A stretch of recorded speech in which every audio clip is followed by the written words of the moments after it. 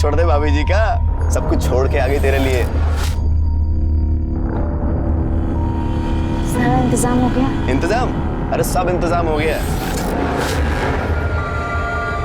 हम कहाँ जा रहे हैं? अरे बता तो रहा हूँ भाभी जी, मतलब होने वाली भाभी जी, नौकरी की सारी बात हो गई है, घर का भी सारा बात हो गया है, बस तुम दोनों की शादी होना बाकी है। जल्दी कर लो।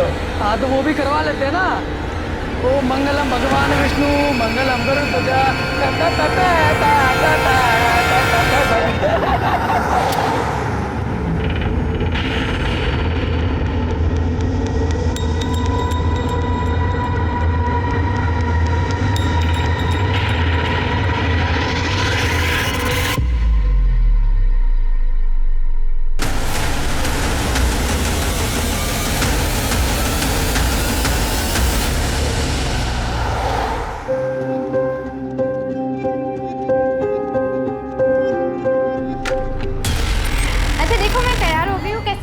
तैयार तो हम भी हैं।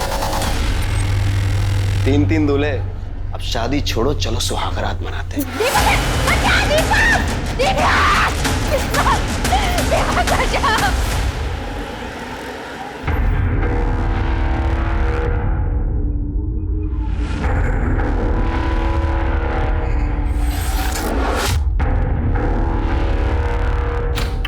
हाँ हाँ सब याद है। आ रहे हो ना? अरे हाँ बाबा, आ रहा हूँ मैं। हाँ बस निकल ही रहा हूँ।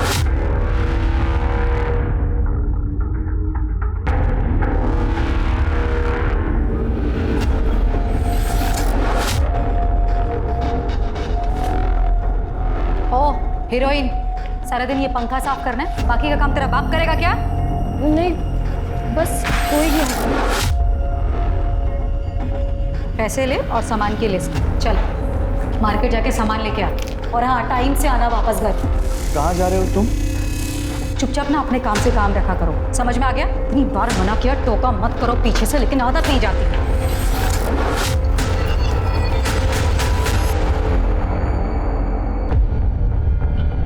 सर मेरा नाम दीपा कुलकर्णी है, मैं एक सोशल वर्कर हूँ। मुझे ये लड़की कल रात को अकेले रोड पर मिली। सर ये बहुत घबराई हुई थी, मदद मांग रही थी, और जब इसने मुझे अपने बारे में बताया तो मुझे लगा कि इसे पुलिस स्टेशन ही ले जाना चाहिए, और इसीलिए आज सुबह होते ही मैं इसे यहाँ ले आई हूँ। अच्छा किया आपने। नाम क्या बेटा तुम्हारा? सब हमारा नाम मोहिनी संथाल है। कहाँ की रहने वाली हो? झारखंड तरवा गांव से है। क्या हुआ तुम्हारे साथ? सब हमारे माँ बाप नहीं है, चाचा के घर रहते हैं। एक दिन चाचा बोले मंडी जाना है, धोखे से किसी आदमी को बेचती है। बस आप ही के पास आ रहा हूँ। ये मैडम जी कौन है? वो तो नहीं मालूम साहब। फिर एक जगह गाड़ी रोके और वो तीनों पेशाब करने के लिए उतर गए, और हमको मालूम नहीं था साहब कहाँ जा रहे हैं, बस भागते रहे और शहर पहुंच गए। पर हमको बहुत डर था कि वो हमें पकड़ ना ले। रोड पे हम रोते रहे। फिर ये दीदी आई। तुम बिल्कुल फिक्र मत करो, तुम एकदम सेफ हो। शिरके, मोहिनी को एनजीओ भेजने की तैयारी करो। तृप्ति, इसके चाचा के डिटेल्स, गांव के डिटेल्स सब ले लेना। ये दीदी के साथ जाओ।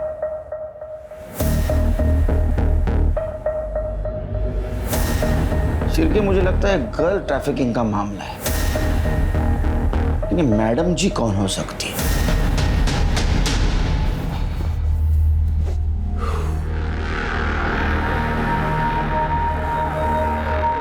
यार वो लड़की आने वाली थी ना, क्या हुआ उसका?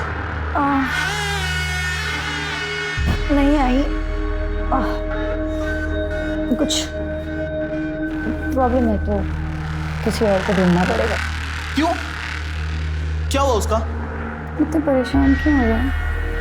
टेंशन मत लो, मैंने तुम्हारे लिए उससे भी अच्छी लड़की ढूंढी। अरे यार तुम समझ नहीं रही हो, मेरे माँ बाप मेरे पीछे पड़े हुए शादी के लिए, बांध देंगे मुझे किसी के भी साथ, फिर रोती रहना अकेली बैठकर। तुम टेंशन क्यों ले रहे हो? मुझे तुमसे ज्यादा उस बात की फिक्र है, और वो लोग ढूंढे उससे पहले मैं ढूंढूंगी तुम्हारे लिए। जानते हो ना कितना प्यार करती हूँ। ऐसे खो दूंगी।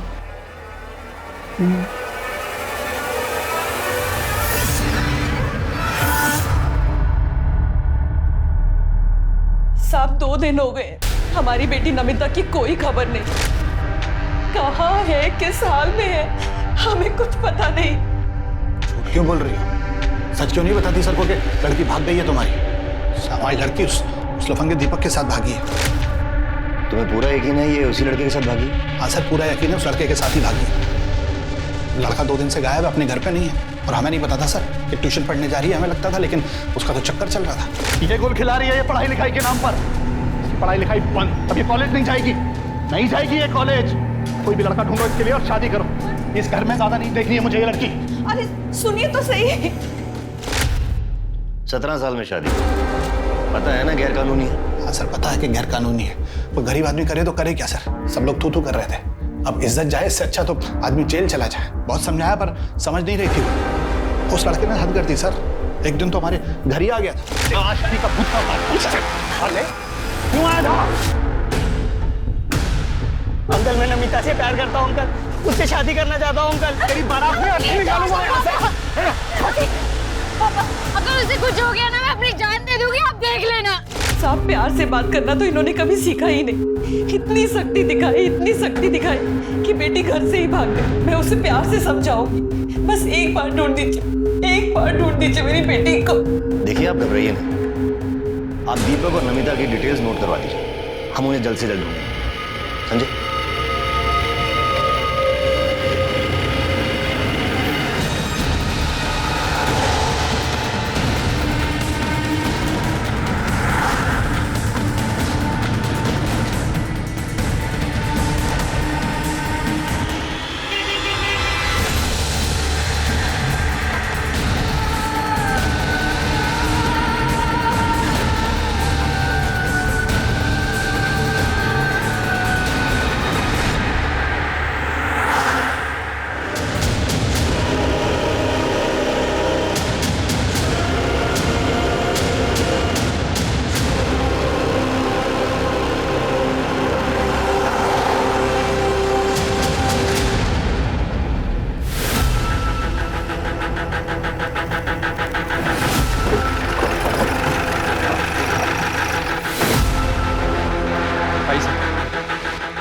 सर लड़की की बॉडी है, देखकर लगता है कि 16-17 साल की होगी।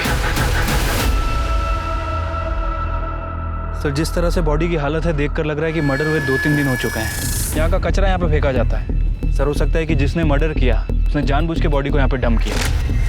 आज सुबह कचरा फेंकने आया था, उसी ने बॉडी को देखा और हमें फ़ोन किया। सर लड़की के प्राइवेट पार्ट पर ड्राई ब्लड मिला है।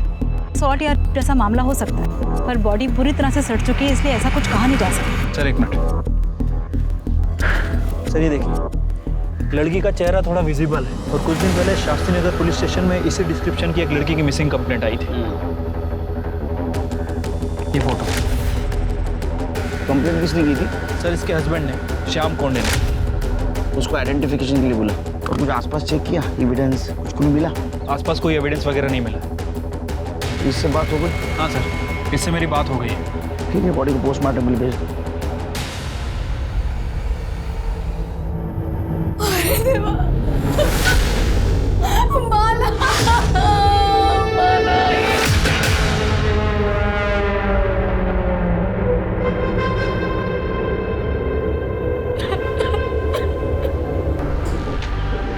माला मटन शॉप गई थी?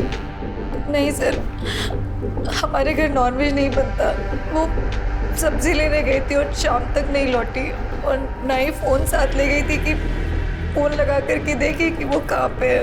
फिर अगले दिन जब वो नहीं लौटी तो मैंने मिसिंग की कंप्लेंट लिखवाई थी। आप लोगों को किसी पे शक, किसी से कोई झगड़ा, दुश्मनी जो ऐसा कर सकता है?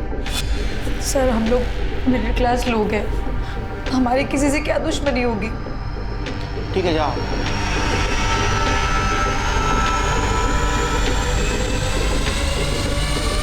पूरा नाटक है सिर के, हाँ ड्रामेबाज है एकदम। देखो ना, किसी ने नहीं पूछा बॉडी कब मिली, कुछ झोल लग रहा है। एक काम करो, माला की डिटेल्स निकालो और एक कोंडे फैमिली की भी डिटेल्स निकालो।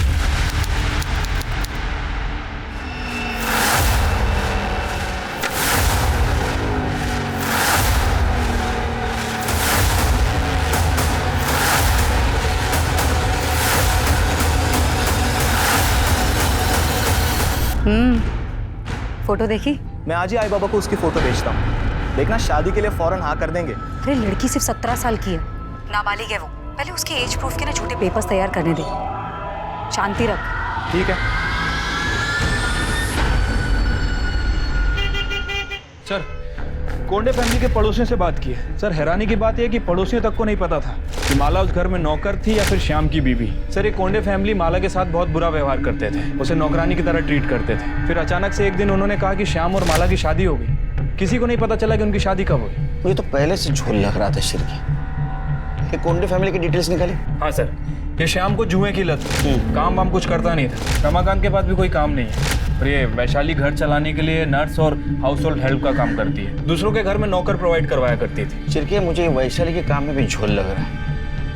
पता करो, ये नर्स और नौकर प्रोवाइड करने के नाम पे कुछ काले धंधे तो नहीं करती थी? सर हमने पता किया, माला का बर्थ सर्टिफिकेट निकली है। तुम एक काम करो, उड़े ऑफिस से माला के फिंगरप्रिंट और फोटो के बेसिस पे उसके आधार कार्ड के डिटेल्स निकलवाओ। हो सकता है असली डिटेल्स मिले। सर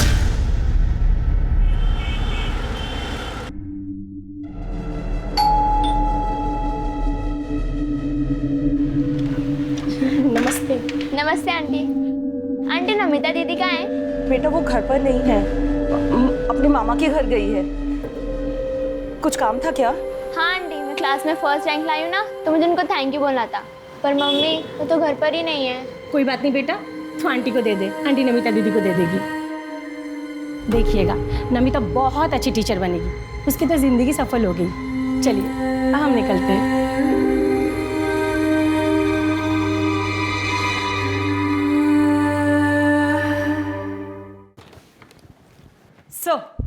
सर ये माला का ओरिजिनल आधार कार्ड, जिसमें माला का नाम माला कोंडे नहीं, माला सुरवे है। और इसमें एड्रेस भंडारी के पास अंबाड़ी गांव का है। एक काम करो तृप्ति, ये माला के गांव जाओ, सूर्य फैमिली के सारे डिटेल्स निकालो, पता करो ये माला की शादी हुई थी भी या नहीं।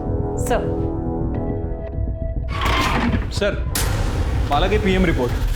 सर, रिपोर्ट के हिसाब से उसकी मौत 7 सितंबर की शाम 4 बजे से 6 बजे के बीच में हुई। सर, साथ ही साथ उसकी बॉडी पर सिगरेट के जलाने के निशान भी हैं, नाखून के खरोच के निशान भी और काटने के निशान भी हैं, और बॉडी पर 3 अलग अलग लोगों के सीमेन सैंपल भी मिले। सिर्फ इंसान ने हैवान इतनी छोटी सी उम्र में उसके साथ जबरदस्ती की। कई सारे लोगों ने सिगरेट के चटके दे, काटा, उसको खरोचा। हो सकता है उसके साथ गैस किया होगा और इसके वजह से उसका खून बहा और मर गया। हो सकता है सर। वैसे कोंडे फैमिली के बारे में जो इन्फॉर्मेशन मिली है उसे भी झुटलाया नहीं जा सकता सर, क्योंकि थकान, बॉडी को सही न्यूट्रिशन ना मिलना, कुपोषण, ये भी मौत का एक कारण है। चिरकिया में इन्फॉर्मेशन नहीं, सबूत चाहिए। हमें पता करना होगा ये शाम की शादी हुई थी भी या नहीं, और ये भी पता कर दे ये कोंडे फैमिली सच बोल रही है झूठ। और एक चीज पता करनी है, ये श्याम और रमाकांत का डीएनए हमें बॉडी पे जो सीमेंस मिले उससे मैच होता ही नहीं। अरे देवा, देख बोला था ना मैंने, ये माला ना सिर्फ शक्ल से भोली दिखती है लेकिन है नहीं। साहब मुझे पक्का मालूम था, ये माला ना बाहर जाके 10 जगह मुंह मारती है। अरे ये उसका पति है। अरे जब भी छूने जाता ना उसको तो काटने दौड़ती थी वो। बहुत लेता था ना उसकी साइड, बोलती रह गई मैं तुझे। अरे धोखा दे रही थी वो तुझे। सर, मैं उससे बहुत प्यार करता था। वो जब खो गई थी तब पूरे मार्केट में उसे ढूंढने गया था। पुलिस स्टेशन में रिपोर्ट लिखवाई थी मैंने। तुम्हारी शादी हो गई थी ना, तो रजिस्ट्रेशन भी हुआ होगा, मैरिज सर्टिफिकेट है? साहब शादी 2 महीने पहले हुई थी, अब सर्टिफिकेट ये रजिस्टर करवाते तब तक तो माला ही चली गई। अच्छा, शादी की फोटो दिखा दीजिए। हाँ, सब शादी तो इतनी धूमधाम से हो ही नहीं थी, बस घर वालों के सामने ही घर में हो गई थी। और उसके बाद फोटो भी खींचा था तो फोन से ही खींचा था, और इसके हाथ से फिर गलती से फोन पानी में गिर गया, चालू नहीं हो रहा था, फिर फोन फेंक दिया। बहुत प्रॉब्लम है आपकी लाइफ में, तो आपके पास कुछ प्रूफ नहीं था, इसलिए तुम लोगों ने उसका बर्थ सर्टिफिकेट डुप्लीकेट बनवाया। हालांकि उसके आधार कार्ड के ऊपर उसके घर का एड्रेस भंडारा का था। क्या आधार कार्ड? उसके पास आधार कार्ड भी था, लेकिन हम लोगों को तो खाली बर्थ सर्टिफिकेट मालूम है, और वो तो अनाथ है ये पता था। पर वो अनाथ भी हो गई? कहाँ मिली आपको? वो ऑफिस आई थी मेरे।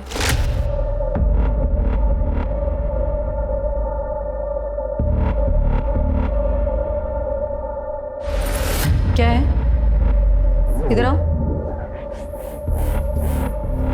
दीदी, मेरा नाम है माला। मैं अनाथ हूँ। मेरा कोई नहीं है। कोई काम मिल जाता तो। पढ़ी लिखी हो? ज़्यादा पढ़ी लिखी तो नहीं हूँ, पर झाड़ू पोछा कर सकती हूँ। ठीक है, आईडी में कुछ आधार कार्ड वगैरह कुछ है? फिर मैं देखती हूँ। दीदी, आधार कार्ड तो नहीं है, पर हाँ जन्म प्रमाण पत्र है। ठीक है, मैं देख लेती हूँ, कुछ होता है तो मैं बताऊँ।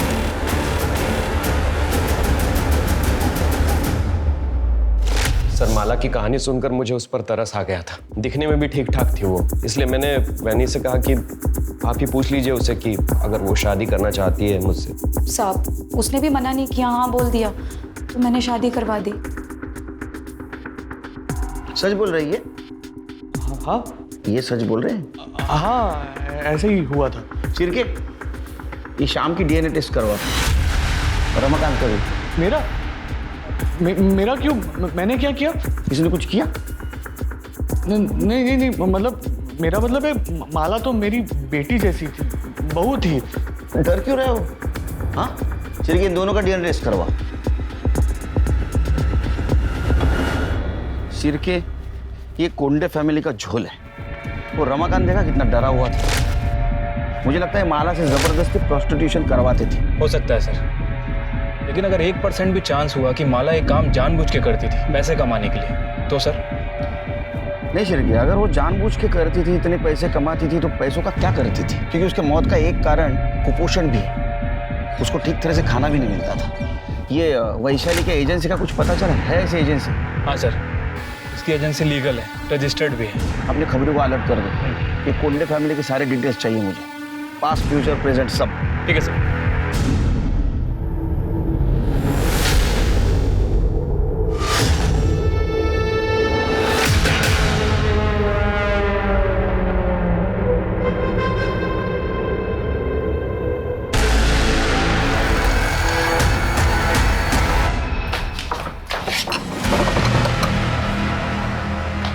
मना किया था ना, बोला था ना दूर रहने के लिए। अरे पर क्यों? मेरी होने वाली बीवी हो यार। मुझे भी पता है कि होने वाली बीवी है तुम्हारी, हुई नहीं है, लेकिन तुम्हें भी अच्छी तरह पता होना चाहिए कि माला की मौत के बाद ना हम कितनी बड़ी मुश्किल में फंस चुके हैं। अरे पुलिस को शक हो गया, दिन रात सवाल कर रही, जीना हराम कर रखा है हमारा, और उसके बाद तुम ये थोड़े टाइम दूर रहो इससे। अरे मेरे माँ बाबा मेरी शादी का सेहरा लेकर खड़े, करा देंगे मेरी शादी किसी के साथ, फिर हमारे बीच जो कुछ भी है ना सब भूल जाना।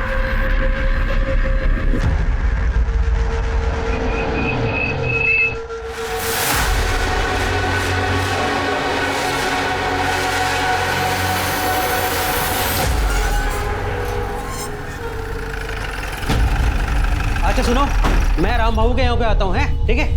आप माला सुरवे के माता पिता सविता सुरवे और हीरानंद सुरवे हैं? नहीं, हम लोग राउत हैं। सुरवे तो वो थे जिनसे 4 महीने पहले हमने घर खरीदा था। तो वो लोग अब कहाँ हैं? पता नहीं। मैडम, सुरवे लोग तो ये गांव छोड़ के कब के चले गए? आप कौन? मैडम, मैं सुशीला, उनकी पड़ोसन। वो लोग बहुत कमीने थे, अपने बेटे मकरंद की शादी में खर्चा करने के लिए बेचारी माला को बेच दिया, और जब बिरादर में थूथू होने लगी तो ये घर बेचा और भाग गए। इसे पहचानती हो? हाँ, यही तो है माला, इसे कैसे नहीं पहचानूंगी, बचपन से देखा है मैंने इसको। तो सुरवे फैमिली कहाँ पे है? उनके बारे में कुछ जानती हो? माँ बाप का तो पता नहीं, पर सुना है मकरंद विट्ठल नगर में अपने ससुराल में घर जवाई बन के बैठा है। सर, घर बेचकर जाने के बाद माला के माता पिता को किसी ने गांव में नहीं देखा। मकरंद का भी यही कहना है कि वो अपने आखिरी दिनों में हरिद्वार चले गए। हरिद्वार पुण्य कमाने ने पाप धोने गए होंगे। सर, मकरंद का कहना है कि उसके शादी के बाद से ही वो चले गए, और उसके बाद उसके साथ भी उसकी कोई बातचीत नहीं। सर, माला की बॉडी पे जो 3 लोगों के सीमेन मिले थे, उसकी डीएनए रिपोर्ट आ गई सर। उनमें से एक का डीएनए श्याम के डीएनए से मैच करता है। और दूसरे 2 रमाकांत की डीएनए रिपोर्ट? सर, रमाकांत का डीएनए सीमेन से मैच नहीं कर रहा है। मतलब कोंडे फैमिली माला के बारे में जो बोल रही थी वो सच हो सकता है, या ये भी हो सकता है कि उसके साथ किसी ने जबरदस्ती की।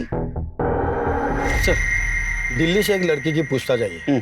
कुछ दिन पहले वो अपने बॉयफ्रेंड के साथ घर से भाग गई थी। वो लड़की नागपुर में दिखाई थी। उसका नाम है नमिता सिंह। ये फोटो और उसकी उम्र 17 साल। शिरके, इसका लुकआउट नोटिस जारी करो। हो सकता है इसके बारे में किसी के पास इन्फॉर्मेशन हो। ठीक है सर। माला कोंडे उस माला सुरवे मर्डर केस सुलझने की बजाय उलझता ही जा रहा है। पुलिस ने माला का बैकग्राउंड तो चेक किया है, लेकिन कत्ल के मकसद को लेकर पुख्ता तौर पर कोई बयान देने से बच रही है। पोस्टमार्टम रिपोर्ट में एक्सेसिव सेक्स और टॉर्चर की बात कही गई है, रेप नहीं आया। तो क्या रेप इसलिए नहीं आया क्योंकि माला के अंदर रेप से स्ट्रगल करने की न तो ताकत बची थी और न ही जान? क्या वाकई माला देह व्यापार में शामिल थी और यही उसकी मौत की वजह बनी? अगर हाँ, तो फिर कातिल कौन है? उसका पति, ससुराल वाले, ये बाहर का कोई शख्स? माला के माँ बाप ने उसे किसके हाथों बेचा था? और क्या माला के कत्ल में उसके माँ बाप का हाथ भी शामिल हो सकता है?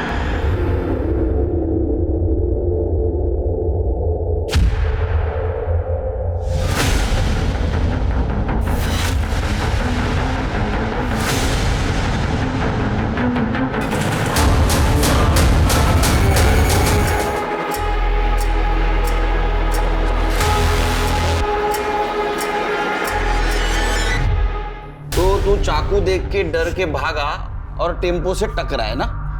हाँ साहब। उसका चेहरा देखा? किसके हाथ में चाकू था? चेहरा नहीं देखा साहब, वो टोपी पहना था। तेरे जेब में हमें कार्ड मिला, विजिटिंग कार्ड, वैशाली कोंडे। तू कैसे जानता है उसको? ये सच बोल, तेरी हालत देख। मैडम के पास कमीशन के लिए काम करता था साहब। एजेंट था ना। किस चीज का एजेंट था तू?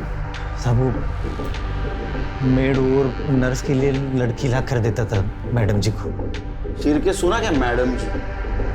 तो ये वैशाली मैडम जी, और तू उसको नर्स और मेड के नाम पे जो लड़कियां ला के देता था नाबालिग, हाँ, वो दूसरे धंधे के लिए ना? नहीं साहब, मैं ऐसा कुछ नहीं करता साहब। चिर के ये सब निकालो, इसकी पट्टी विट्टी निकालो, दूसरा हाथ तोड़ो और लेके चलो उसको। अरे नहीं, बोलता हूँ साहब, बोलता हूँ। मैं मैडम जी को धंधे के लिए लड़की सप्लाई करता था साहब। पिछले 2 साल से मैं कर रहा है साहब। ये मोहिनी संथाल को भी तू ही लेके जा रहा था ना मैडम जी को बेचने के लिए? हाँ साहब, लेके जाने वाला था साहब, लेकिन वो नागपुर आने से पहले गाड़ी से उतर के भाग गई। और माला?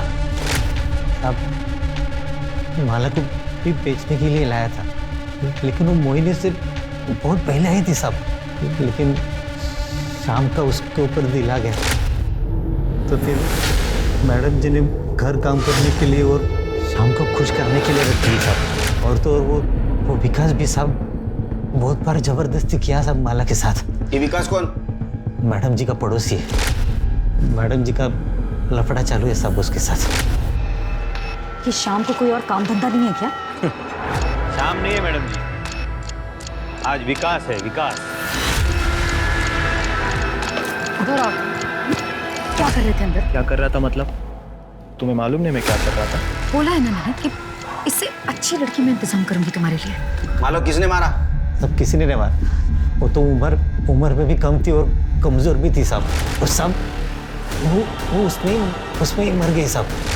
फिर साहब मैडम जी ने मेरे को बोला कि उसको ठिकाने लगाना है। मैं उसको मटन चौक के तो फेंक दिया साहब। माला के बाद नमिता आ गई साहब। उसको उसके बॉयफ्रेंड ने प्यार के झांसे में घर से भगा के लेके आया था साहब बेचने के लिए। यही थी?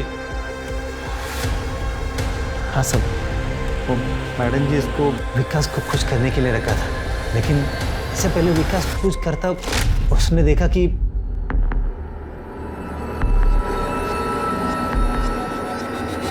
तू अंदर क्या कर रहा था?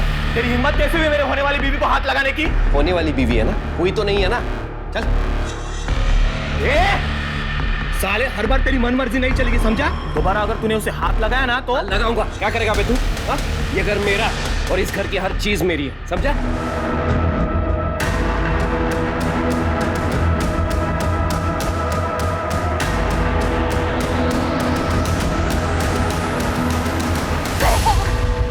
भैया प्लीज बचा लो भैया।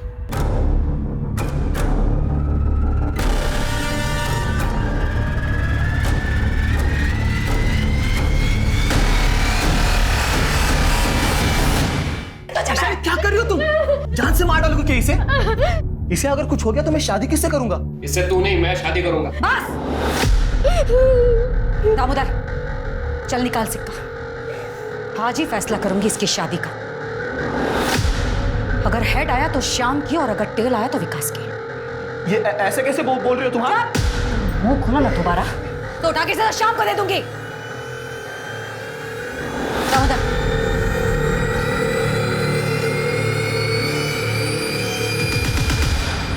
मैं जीत गया। हेड आया तो मैं क्या करूं इसमें? मुझे क्यों देख रहे हो ऐसे? ठीक है ना, कोई बात नहीं, मैं हूं, दूसरी कोई लड़की मैं अरेंज कर दूंगा। ये मेरी है, ये मेरी ही रहेगी। इस साले की मैं कभी नहीं होने दूंगा। चल। तुम लड़कियों को समझते क्या हो? हाँ? चल के जल्दी चलो, इससे पहले कि विकास नमिता को नुकसान पहुंचाए हम वहां पहुंचेंगे। सर,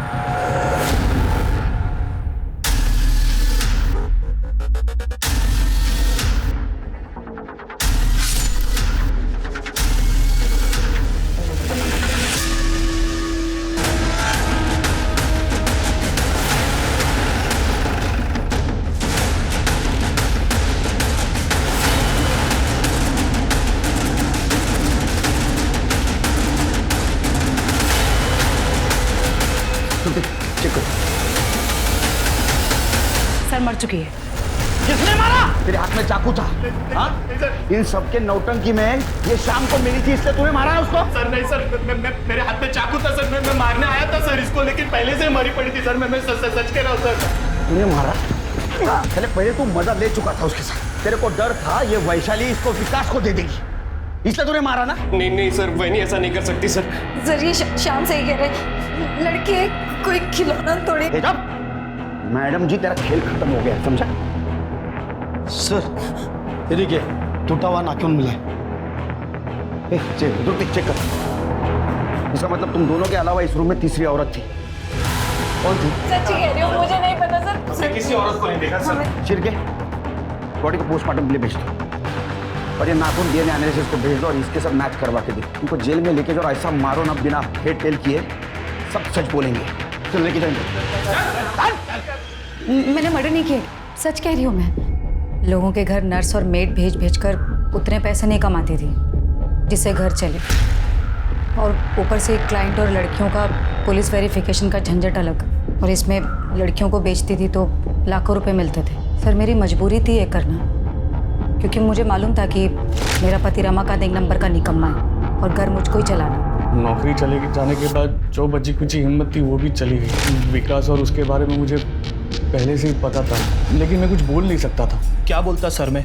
और औरत अगर सामने से आएगी तो कौन छोड़ता है? पर सर वो मुझसे उम्र में बड़ी थी, इसलिए घर वालों और सोसाइटी को दिखाने के लिए अपनी उम्र की लड़की से शादी करना मेरी मजबूरी थी।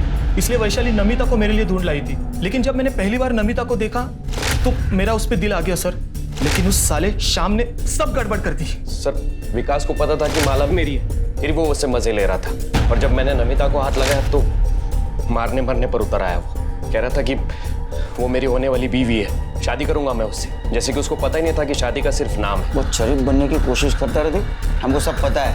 उन जानवरों में से तू भी एक था ना? नहीं सर, सच में मैंने कुछ नहीं किया। मैं कसम खाकर कह रहा हूँ, मैंने कुछ नहीं किया। वैशाली तो जिन लड़कियों को लेकर आती थी उन लड़कियों पर मुझे तरस आता था। शुरू में थोड़ा बुरा लगता था, लेकिन इतना पैसा कमाने लग गई कि हर लड़की देखकर मुझे वो खरीदने और बेचने का सामान ही नजर आती थी। नमिता को किसने बेचा? उसके बॉयफ्रेंड दीपक ने? मुझे नहीं मालूम किसने बेचा, लेकिन सर माला की बॉडी पर बाकी जिन दो आदमियों के सीमेंट मिले थे उनका डीएनए विकास और दामोदर से मैच करता है। वो तो होना ही था शिरकी, क्योंकि दोनों ने कन्फेस भी कर लिया था ना माला के साथ उन्होंने किया है। सर हॉस्पिटल से फोन आया था, कल रात दामोदर की हॉस्पिटल में मौत हो गई। शिरकी दामोदर का जिस जगह एक्सीडेंट हुआ वहाँ सीसीटीवी के देखो। ठीक है सर एक और बात, नमिता की बॉडी के पास जो नाखून मिला है, डीएनए रिपोर्ट से पता चला है कि वो नाखून किसी औरत का नहीं बल्कि वो आदमी का है। हो सकता है सर, बहुत सारे आदमी लोग अपनी छोटी उंगली का नाखून बढ़ा के रखते हैं, उस पर नेल पेंट वगैरह लगाते हैं। इसका मतलब शिरके उस कमरे में श्याम और विकास के अलावा तीसरा आदमी भी था जिसने नमिता का मर्डर किया। शिरके एक काम करो, ये कोंडे हाउस के आसपास जितने भी मोबाइल टावर्स हैं वहां से पता करो कि उस एरिया में उस वक्त कितने मोबाइल एक्टिव थे। और ये दामोदर का जिस बार के बाहर एक्सीडेंट हुआ वहां का भी मोबाइल डाटा रिकवर करवा। सर, हमने कोंडे हाउस दोबारा सर्च किया। जिस कमरे में नमिता की लाश मिली थी उस कमरे के बाहर ये ब्रेसलेट मिला।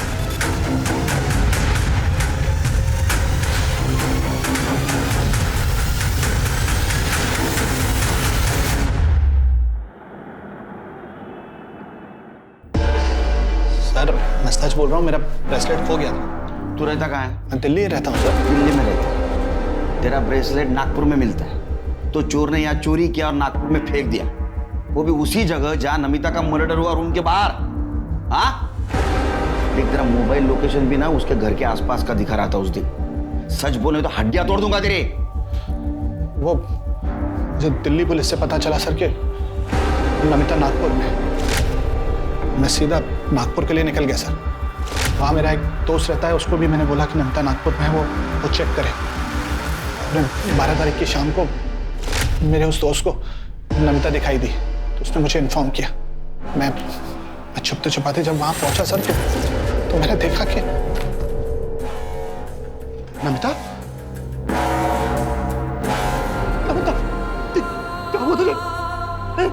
नमिता किसने किया ये सब?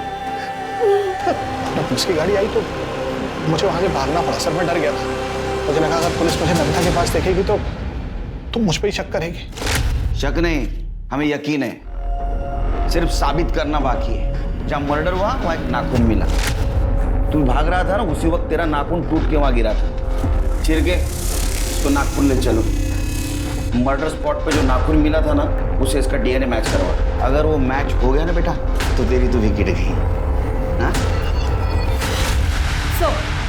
सर, जिस बार के बाहर दामोदर पर हमला हुआ, हमने वहाँ का डम डाटा चेक किया। 3 नंबर मिले, एक दामोदर का, दूसरा गाड़ी वाले का और तीसरा दिल्ली का है। और यही नंबर मर्डर के वक्त नमिता के घर के पास भी एक्टिव था। किसका number? Sir, Shirke, Delhi police को इन्फॉर्म करो, इसको अरेस्ट करें।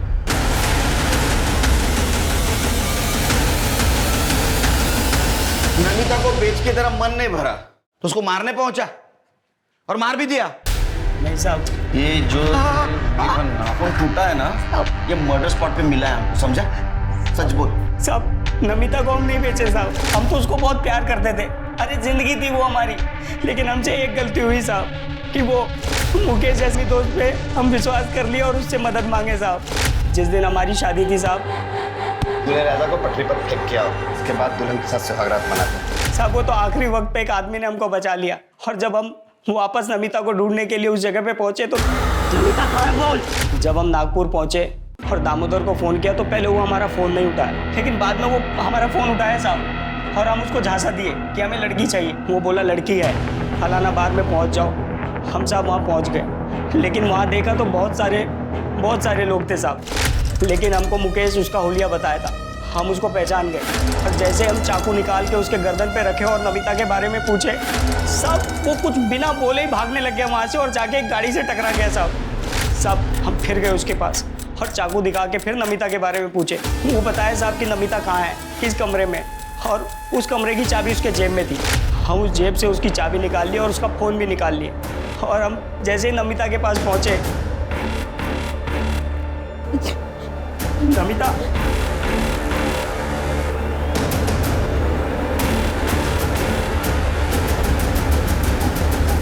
तुम क्या लेने आए हो अब यहाँ? देखने आए हो मैं जिंदा हूँ या मर गई, या फिर तुम्हारे उन 3 दोस्तों ने मेरे साथ क्या किया? मुझे पापा ठीक कहते थे, तुम 1 नंबर के घटिया आदमी हो। तुम मुझे क्या, तुम अपनी माँ बहन किसी को भी भेज सकते हो, पता है तुम्हें? नहीं बेचा मैंने तुम्हें यार, नहीं बेचा है।